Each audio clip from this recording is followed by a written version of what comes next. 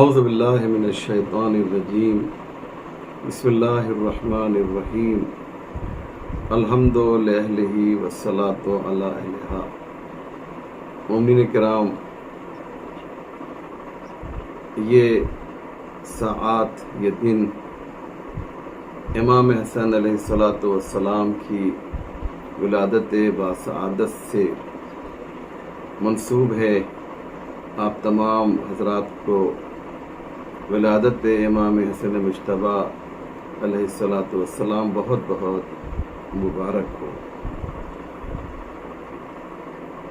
یہ وہ شخصیت ہے امام حسن علیہ السلام کی کہ جن کے بارے میں بنی امیہ کے کارخانے میں ان کے خلاف بے انتہا حدیثیں گڑھی گئیں اور آپ کے اخلاق کو داغدار کرنے کے لیے بہت سی ناکام کوشش کی گئی۔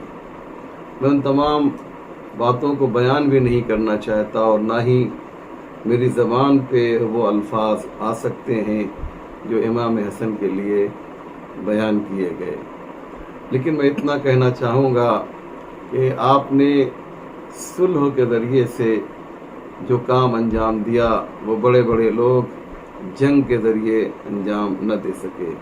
سب سے پہلی بات یہ کہ آپ پر یہ الزام لگایا گیا کہ آپ نے حاکم شام سے صلح کر لی، جبکہ یاد رکھیے گا کہ امام نے اپنے شرطوں پر صلح کی ہے، اور شرط وہ لگاتا ہے، یعنی شرط وہ رکھتا ہے کہ جو طاقتور ہوتا ہے۔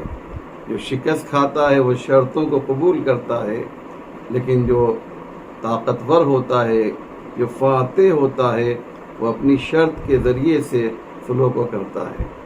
حاکم شام نے ایک سادہ پیپر دیا تھا، سادہ کاغذ دیا تھا اور کہا تھا جو آپ کا دل چاہے آپ لکھ دیجئے، ہم ماننے کے لیے تیار ہیں۔ یہ اور بات ہے کہ جو باتیں امام نے لکھی تھیں اسے اس نے بعد میں مانا نہیں۔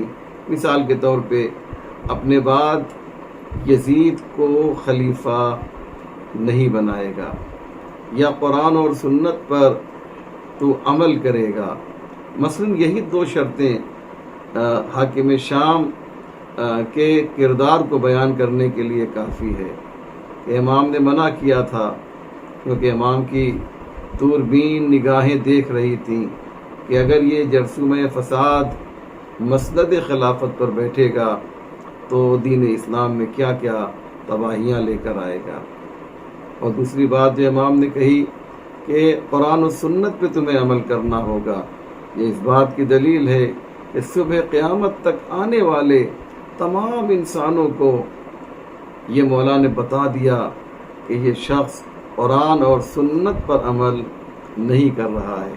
ظاہر سی بات ہے کہ قرآن اہل بیت کی تعریف کر رہا ہے، سنت یعنی حدیث پیغمبر اسلام اہل بیت کی تعریف کر رہے ہیں۔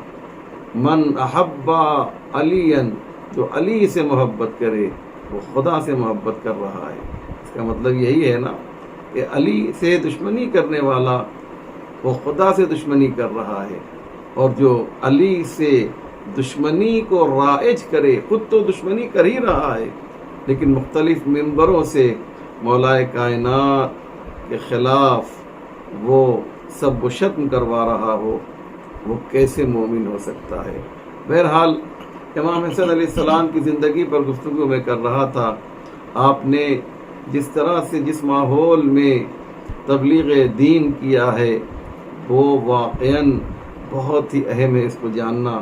ہمارے علماء نے لکھا ہے کہ 12 اماموں میں ایک اعتبار سے سب سے مظلوم اگر کوئی ذات ہے، کوئی امام ہے تو وہ امام حسن ہے۔ آپ دیکھیے امام حسن گھر میں ہیں تو ایک ملونہ ہے جو گھر میں موجود ہے، گھر کے باہر جاتے ہیں تو اپنے ہی امام علیہ السلام کو برا بھلا کہہ رہے تھے۔ صلح کے بعد لوگ آپ کو سلام کرتے تھے، السلام علیک یا مذل المومنین، اے مومنین کو ذلیل کرنے والے تم پر میرا سلام ہو۔ ذرا غور کریں، امام حسن جائیں تو کہاں جائیں، لیکن ایسے ماحول میں بھی امام علیہ الصلاۃ والسلام نے جس طریقے سے تبلیغ دین کی ہے اور قرآن و سنت کو دنیا والوں کے سامنے عام کیا ہے، وہ ہم سب جانتے ہیں۔ بہرحال بہت سے امام کے واقعات ہیں کہ آپ کا بچپنا تھا اور آپ جب مسجد کے قریب سے گزر رہے تھے تو آپ نے دیکھا کہ وقت کا حاکم منبر پر بیٹھا ہوا تقریر کر رہا ہے، تو امام نے بہت ہی شجاعانہ لہجے میں کہا کہ انزل عن منبر ابی، میرے باپ کے منبر سے اتر جاؤ۔ لہجے میں کچھ اتنا رعب و جلال تھا کہ وہ شخص جو منبر پہ بیٹھا ہوا تھا وہ نیچے اتر گیا اور امام کو اپنی آغوش میں لے کر کہتا ہے، آپ سچ کہہ رہے ہیں، یہ میرا منبر نہیں ہے، یہ آپ کے باپ کا منبر ہے۔ یعنی امام نے کھلے لفظوں میں یہ اعلان کر دیا، اگر دیکھا جائے کہ جب منبر تیرا نہیں ہو سکتا ہے تو یہ خلافت تیری کیسے ہو سکتی ہے۔